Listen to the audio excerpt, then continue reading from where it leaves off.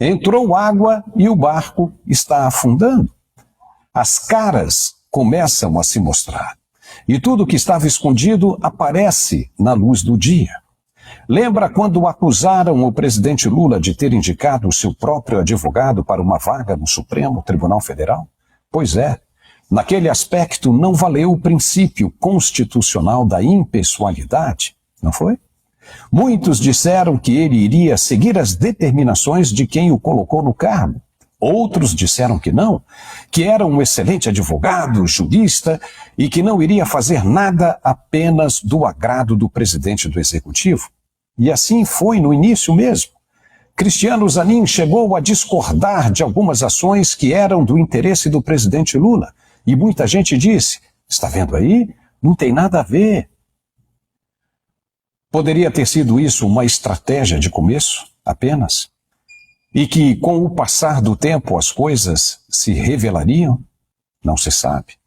Mas a verdade é que o governo corre contra o tempo. E os cofres ficam cada vez mais vazios. Não se pode dar o luxo de perder a arrecadação em um momento em que manter os caprichos se faz mais necessário. Sim, caprichos.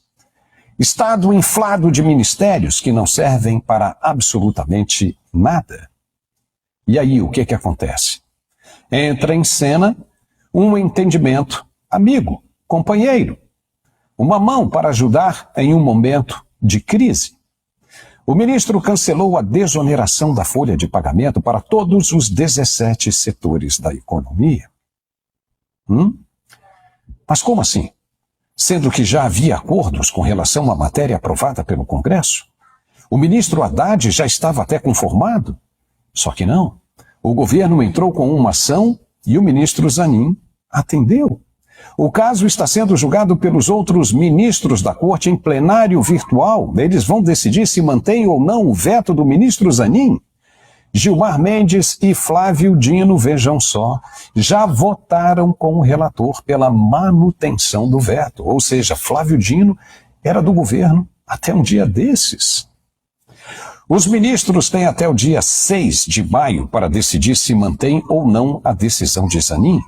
No voto, Zanin argumenta o seguinte, aspas, a suspensão imediata de dispositivos legais que comprometem o equilíbrio fiscal e afrontam diretamente o texto constitucional é medida que evita danos financeiros de proporções bilionárias para as contas públicas, sem possibilidade de reparação no curto e médio prazo, fecha aspas. A resposta do Congresso Nacional, que pensava que o assunto já estava resolvido, que já tinha terminado, que eram águas passadas, foi imediata e de imensa surpresa. Até o presidente do Senado, Rodrigo Pacheco, convocou uma coletiva de imprensa na manhã desta sexta-feira para explicar o que vai fazer. Ele se encontrou com a equipe jurídica do Senado logo pela manhã e decidiu entrar com um agravo regimental pedindo a revisão e derrubada da decisão do ministro Zanin. Pacheco falou muito e levantou tudo que o Congresso e especificamente ele fizeram em prol do governo para aumentar a arrecadação. E não gostou do que aconteceu. A fala dele está um pouquinho longa, mas é importante também que você ouça e saiba o que está acontecendo. Veja. Eu queria, antes de tratar mais detidamente sobre a parte técnica dessa ADI, é dizer que o ano de 2023 foi um ano em que o Congresso Nacional Brasileiro proporcionou ao Brasil e naturalmente ao governo federal meios para poder ter governabilidade e uma arrecadação que pudesse fazer frente aos gastos públicos propostos pelo governo. Percebam que já antes do governo Lula assumir, o Congresso Nacional, num gesto muito importante, e acredito até inédito na República, autorizou através de uma emenda constitucional que houvesse um espaço fiscal através da PEC da transição. Logo na sequência, ao longo do ano de 2023, aprovamos um sem número de projetos para a sustentação fiscal e orçamentária do Brasil. Projetos como a alteração do regime fiscal e do arcabouço fiscal, como lei complementar, um projeto que disciplina as decisões do CARF na linha do que foi a proposta do governo federal, um projeto referente à tributação de offshores e também tributação de fundos exclusivos, um projeto de tributação das apostas esportivas, né? E mais ao final do ano, uma alteração no regime de subvenções através da medida provisória 1085, também aprovada. Tudo isso, no final das contas, representou uma realidade para o Brasil que é importante todos conhecerem, é uma realidade de arrecadação nos primeiros 3 meses do ano de 2024, muito além do que foi a arrecadação nos primeiros 3 meses de 2023. Um incremento de quase 80 bilhões de reais a mais de arrecadação em 2024 em comparação ao mesmo período de 2023. 8,36% a mais, já descontada a inflação.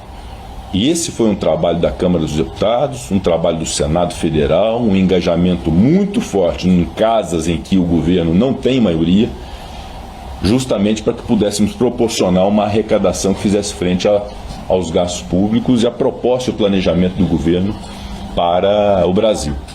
E é incrível agora nós nos depararmos com uma situação, inclusive espelhada numa petição da Advocacia Geral da União, como se os problemas do Brasil se resumissem à desoneração da folha de pagamento de 17 setores e à desoneração de municípios já muito sacrificados por um pacto federativo muito injusto para municípios.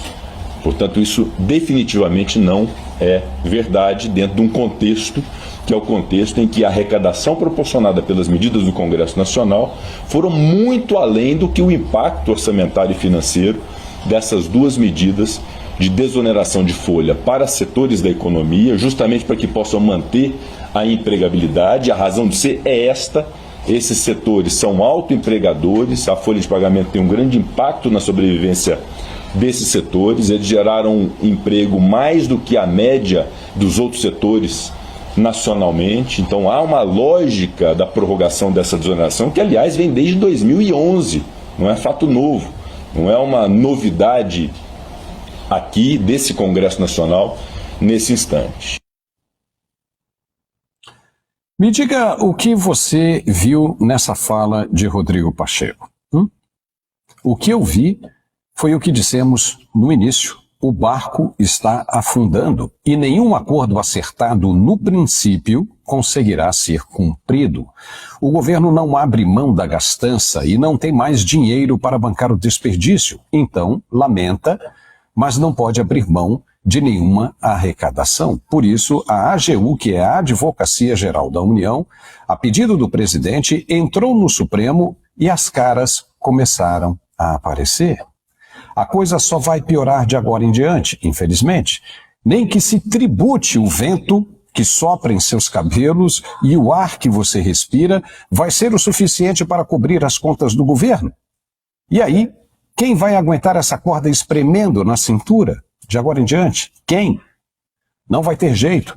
Todo mundo vai ter de pular desse barco o quanto antes, caso contrário, vai afundar com ele. É semelhante ao abraço do afogado. Não seria mais fácil cortar 10 ministérios, por exemplo? Isso resolveria, mas ninguém quer cortar na própria carne, quer cortar na dos outros. Junta-se a isso a paulada que Elon Musk está dando no sistema brasileiro. Quem ficar de pé e por perto vai perecer no deserto. E agora nós vamos falar da saúde.